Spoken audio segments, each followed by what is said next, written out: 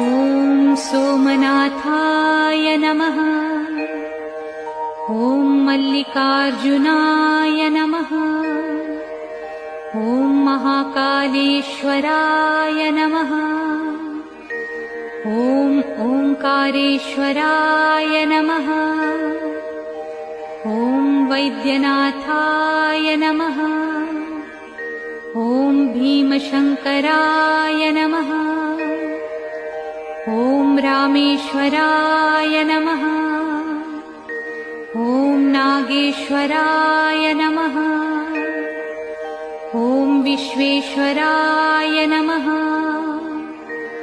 ॐ त्र्यंबकेश्वराय नमः। ॐ केदारेश्वराय नमः। ॐ भुस्मेश्वराय नमः।